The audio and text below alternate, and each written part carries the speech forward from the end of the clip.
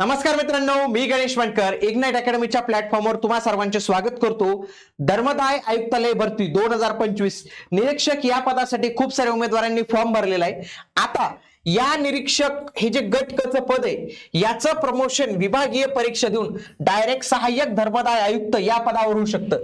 याची जी आता वेतन श्रेणी आहे S13 तर ती डायरेक्ट इथे S18 होऊन जाणार आहे. मित्रांनो, हे ग्रुप ए चं गॅजेटेड पोस्ट जे आहे तर ते पाहायला मिळतं. तर याच्यासाठी डिपार्टमेंटल एक्झामने प्रमोशन होतं.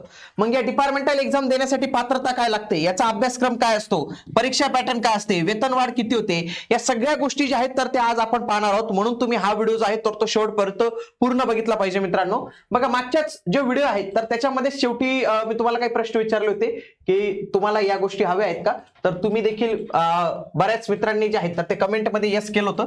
मी तुम्हाला यस करायला लावलं होतं, तर चांगल्या कमेंट आलेत. बऱ्याच विद्यार्थ्यांनी मागणी केली होती की सर तुम्ही हा व्हिडिओ घ्या, तर आपण हा व्हिडिओ जो आहे तर तो आपण घेत आहोत. मित्रांनो बघा, धर्मदाय आयुक्तालयाची जी आपली रेकॉर्डेड बॅच आहे तर ती अवेलेबल आहे. मित्रांनो, खूप साऱ्या विद्यार्थ्यांनी जॉईन केले, त्यांचा अभ्यास बऱ्यापैकी झालेला आहे. तुम्ही देखील तुमचा अभ्यास करू शकतात. रेकॉर्डेड फॉर्मॅटमध्ये ठेवण्याचं कारण ही परीक्षेचा कमी कालावधी आहे. तुम्ही जास्त स्पीडने किंवा तुम्हाला जे हवे टॉपिक आहेत तर ते तुम्ही बघू शकतात. याच्यासाठी इग्नाइट अकॅडमीचं ऍप्लिकेशन तुम्ही डाउनलोड करा. आणि सध्या हा बॅच घेण्याचा एकदम राईट टाइम आहे, कारण की या सध्या आता दीपावली निमित्त आपण आपल्या सर्व बॅचेसवर 20% सूट दिलेली. याच्यासाठी दिवाळी हा कोड असणार आहे, तर तो तुम्ही नक्की बघू शकता. तो कोड जर अप्लाय केला तर या बॅचेसच्या प्राइसवर तुम्हाला 20% ऑफ जे आहेत तर ते मिळणार आहे. मित्रांनो, निरीक्षक हे आपलं गट क चं पद आहे. याची वेतन श्रेणी S13 आहे. 35,400 ते 1,12,400 121 जागा आहेत. एमपीएससीच्या बऱ्याच उमेदवारांनी याच्यात फॉर्म भरला होता, कारण की अशी परीक्षा आहे की एक परीक्षा दिली तुम्ही S13 ला पोहोचतात. तेच एमपीएससी मध्ये S13 ला पोहोचायचं असेल तर एक पद आहे गट क चं उद्योग निरीक्षकचं. त्याच्यासाठी काय करावं लागतं, पूर्व परीक्षा द्यावी लागते, मुख्य परीक्षा द्यावी लागते, दोन परीक्षा द्याव्या लागतात. अभ्यासाचा कालावधी वाढतो. इथं फक्त एकच एक्झाम द्यायची, डायरेक्ट तुम्ही निरीक्षक होणार आहे. त्याच्यामध्ये पण मी जे आता तुम्हाला प्रमोशन सांगितलं ते सगळ्यात चांगलं प्रमोशन आहे. मित्रांनो, इव्हन दो इंडस्ट्री इन्स्पेक्टरला कंपॅरिझन केल्यापेक्षा हे चांगले. मित्रांनो, आता मागे आपण एक व्हिडिओ बनवला होता, त्याच्यामध्ये मी तुम्हाला प्रमोशनचे स्टेजेस सांगितलेले होते. आता मी तुम्हाला ऍक्च्युअल वे जो आहे तर तो सांगणार आहे. बघा, मेन प्रमोशन जे आहे, बघा, तुम्ही निरीक्षक या पदावर रुजू होतात. तुम्हाला S13 ची वेतन श्रेणी असते 35,400 1,12,400.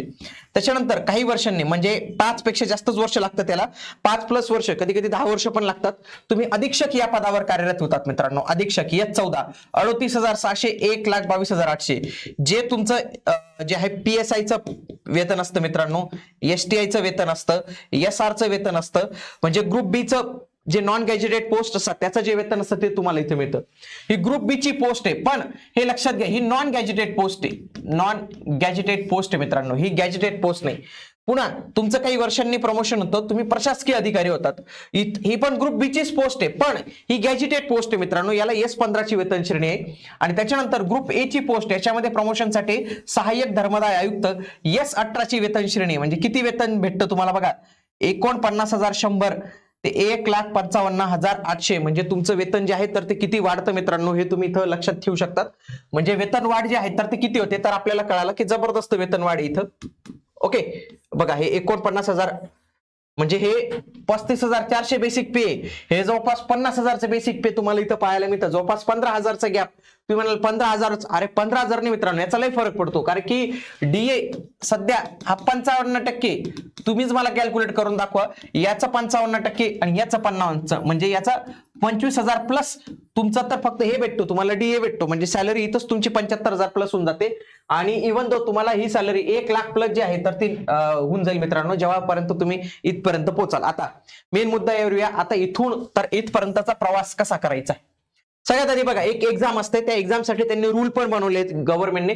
त्या रूलचं नाव आहे बघा, department examination for the promotion to the post of assistant charity commissioner in the charity organisation rules 2025. नुकतेच हे रूल जे आहेत 17 जानेवारी 2025 लाच बनलेले हे रूल आपल्याला पाहायला मिळतात. या रूल मधचा ऑब्जेक्टिव्ह काय आहे, रूल नंबर 3 मध्ये ऑब्जेक्टिव्ह दिलेला आहे की याच्यामध्ये this examination is for the promotion to the superior post of gazetted officer group A having a quasi judicial nature. म्हणजे क्वासी ज्युडिशियल म्हणजे काय मित्रांनो, ज्युडिशियल म्हणजे काय, जसं ज्या पद्धतीने एक जज असतो, तो सुनावणी घेतो, तो निर्णय देतो, अपीलांची दखल घेतो, त्याच पद्धतीने तुम्ही एक सेमी जज असतात मित्रांनो. तुमच्या समोर अपील जे आहे तर ती केली जाते, तुम्ही सुनावणी करतात, विविध प्रकरणांवर तुम्ही न्याय निवाडे करण्याचं काम करतात. म्हणजे ही खूप पॉवरफुल पोस्ट आहे. This examination is conducted in order to verify the ability to the work post of assistant charity, it is necessary to pass the examination for the promotion to the post of assistant charity commissioner. assistant charity commissioner बनायचं असेल तर ती परीक्षा pass करावी लागते. आता या परीक्षेसाठीची पात्रता काय मित्रांनो? पात्रता आपण जे आहे तर ते समजून घेऊया. सगळ्यात आधी possesses a degree, पदवी पाहिजे आहे, पदवी पाहिजे. पण पदवी कशात पाहिजे मित्रांनो? लॉ मध्ये पदवी पाहिजे आहे. म्हणजे आलं तुम्हाला लक्षात? आता तुम्ही निरीक्षक म्हणून रुजू झाला तर पहिलं काम काय करायचं मित्रांनो? लॉला ऍडमिशन घेऊन टाकायचं. म्हणजे हा व्हिडिओ बनवण्याचा माझा उद्देश हाच आहे की तुम्ही काय आता होणार नाही, पण तुमच्यापैकी जे उमेदवार हा व्हिडिओ पाहत असतील, बरेच विद्यार्थी सिलेक्ट होतील याची मला पूर्ण आशा आहे. तुम्ही हा व्हिडिओ पाहत आहेत म्हणजे तुम्हाला काहीतरी युनिव्हर्स सांगतेच आहे की तुम्हाला काहीतरी बनायचंच आहे. आता ज्या वेळी निरीक्षक झाला तर सगळ्यात आधी एक काम करा, लॉला ऍडमिशन घेऊन टाका. ज्या दिवशी तुमचं रिझल्ट मध्ये नाव दिसेल, यादीमध्ये नाव दिसेल, जॉईनिंग येऊ न येऊ, रिझल्ट लगेच पाहायचं, त्या वर्षीचं ज्या काही असेल लॉला ऍडमिशन घेऊन टाकायचं पहिले. कारण की लॉची डिग्री महत्वाची आपल्याला प्रमोशनला. आपल्याला कळालं की लॉची डिग्री पाहिजे. पुढे having minimum 5 years of regular and continuous service on the post of superintendent or legal assistant in the charity organisation after obtaining a degree in law. लक्षात घ्या, लॉची डिग्री घेतल्यानंतर सुपरिटेंडंट या पदापासूनचा पुढचा 5 वर्षाचा एक्सपिरियन्स तुमचा गणला जाणार आहे. आता याला लीगल असिस्टंटला थोडा कालावधी कमी. लीगल असिस्टंट कोणतं पद आहे मित्रांनो? हे बघा, हे वरचं विधी सहाय्यक, हे लीगल असिस्टंटचं S15चं वेतन आहे. हे 3 जागा आहेत, हे लॉ साठी आहेत. पण आता मला सांगा, तुम्ही आहात इथं जॉईन होणार तुम्ही, आणि त्यांनी काय सांगितलंय की इथून 5 वर्ष पुढे आम्ही कॅल्क्युलेट करू. इथून 5 वर्ष म्हणजे काय होईल? सुरुवातीचे काही वर्ष तुम्ही निरीक्षक या पदावर कार्यरत होणार, त्याच्यानंतर तुमचं प्रमोशन हे कशावर होईल मित्रांनो? अधीक्षक या पदावर होईल. ते ऑटोमॅटिक होईल मित्रांनो, त्याच्यासाठी विभागीय परीक्षा लागणार नाही, ते तुमच्या सेवा ज्येष्ठतेनुसार होणार आहे. तुम्ही अधीक्षक या पदावर आले, पण काय करायचं? हा जो मधला कालावधी असणार आहे हा निश्चितच 5+ वर्षांचा असणार आहे मित्रांनो. काय लगेच काय प्रमोशन होणार आहे? पण या कालावधीत काय करायचं? लॉची डिग्रीला ऍडमिशन घ्यायचं, लॉची डिग्री करून ठेवायची. ज्यावेळी अधीक्षक या पदावर जाणार तिथून पुढचे 5 वर्षानंतर तुम्ही ही परीक्षा देण्यासाठी इलिजिबल होता मित्रांनो. आलं का तुम्हाला लक्षात? इथून तुम्ही इलिजिबल होतात. पण मी तुम्हाला काय सांगितलं? तुम्ही लॉ काढून ठेवा, कारण की लॉच म्हटले त्यांनी, लॉ पण आणि अधीक्षक हे दोन्ही कंडिशन सॅटिस्फाय असतील त्याच्या पुढचे 5 वर्ष तुमचे गणले जाणार आहेत सहाय्यक धर्मादाय आयुक्ताला. ठीक आहे, हे आपल्याला इथं कळालं. पहिले काय? लॉची डिग्री पाहिजे. पुढचं त्याच्यानंतर त्यांनी काय म्हटलंय की सुपरिटेंडंट आहात आणि पुढचं जर तुम्ही ऍडमिनिस्ट्रेटिव्ह ऑफिसरचं प्रमोशन घेतलं की तुम्ही ही एक्झाम देऊ शकत नाही. त्यांचं काय म्हणणं आहे? त्यांनी काय सांगितलं की बघा, मी तुम्हाला स्टेजेस सांगितले. आता ज्या व्यक्तींनी अधीक्षक पासून पुढचं एक प्रमोशन होतं ऑटोमॅटिक, ते प्रशासकीय अधिकारीचं, जर हे प्रमोशन तुम्ही घेतलं तर तुम्हाला ही एक्झाम देता येणार नाही. जर तुम्ही हे प्रमोशन घेतलं तर ही एक्झाम देता येणार नाही, हे त्यांनी स्पष्ट म्हटलेलं तिथं रूल्स मध्ये. ते रूल्सच सांगतो मी तुम्हाला बरं का. पुढे एक्झामिनेशन कधी होणार? बघा, वन्स इन अ इयर, म्हणजे प्रत्येक वर्षी ही एक्झाम जी आहे तर ती होणार आहे. आलं लक्षात? बघा इथं म्हटलेलं आहे. And generally in the month of जानेवारी और फेब्रुवारी. बघा डेट पण त्यांनी देऊन दिलेली. चांगली गोष्ट आहे मित्रांनो, आपल्याला एक अंदाज आलेला, तुमचा डिपार्टमेंटमध्ये अंदाज येईल मित्रांनो त्या पद्धतीने. पुढे नंबर ऑफ अटेम्प्ट किती आहेत? लक्षात घ्या की तुम्ही सुपरिटेंडंट झाल्यापासून तुम्हाला पुढचे 3 अटेम्प्ट मिळतील मित्रांनो. 3 अटेम्प्ट पर्यंत तुम्ही परीक्षा देऊ शकतात. त्याच्या पुढे ही परीक्षा जी आहे तर ती देता येत नाही.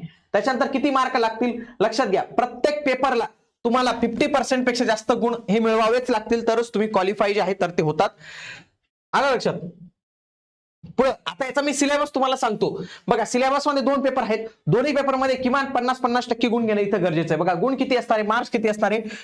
100. इथं 50 गुण हे मिनिमम आहे, ते घ्यावेच लागतील. पुढे पेपर कशावर आहे? बघा मित्रांनो, भारतीय साक्ष अधिनियम 2023, कोड ऑफ सिव्हिल प्रोसिजर 1908, आणि याला 50 मार्क आहे, याला 50 मार्क आहेत. पण एक लक्षात घ्या मित्रांनो, ही जी एक्झामिनेशन आहे विथ पुस्तक आहे, म्हणजे पुस्तकं तुम्हाला घेऊन बसायचे. फॉर एक्झाम्पल, मी तलाठीचा अभ्यास करतोय आणि मी इग्नाइटचं हे 5700च पुस्तक घेऊन बसतो, तर असं होईल का? तर त्यांचे जे ऑफिशियल पुस्तक आहेत ना मित्रांनो, ऑफिशियल जे काही रेफरन्स बुक असतात, तर ते रेफरन्स बुक तुम्हाला घेऊन जाण्याची परमिशन असेल. ही विथ बुक आहे मित्रांनो, ओपन बुक म्हणूया तुम्ही याला.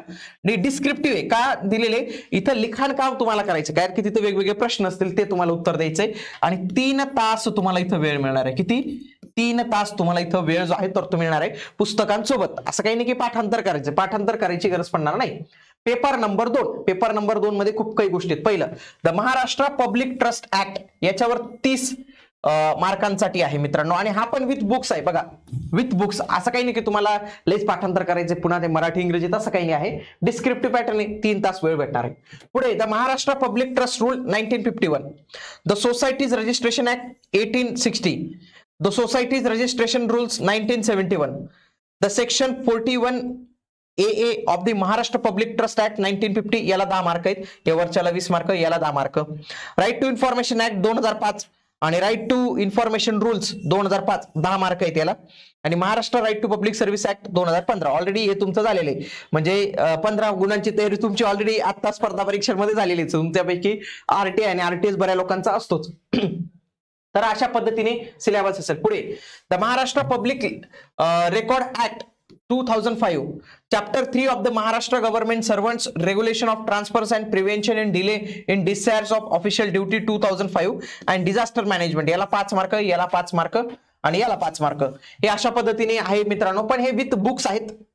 ओके, हे विथ बुक्स आहेत. तुम्हाला इथं पुस्तकांसोबतच जे आहे तर ती परीक्षा द्यायची. आता तुम्हाला कळालं असेल की हे डिपार्टमेंट जे आहे तर ते तुम्हाला प्रमोशनसाठी सगळ्यात सुटेबल आहे ऍज कम्पेअर टू तुमची जी ग्रुप सी चे डिपार्टमेंट आहे, तर त्याच्यापेक्षा हे खूप चांगलं बघायला मिळू शकतं मित्रांनो.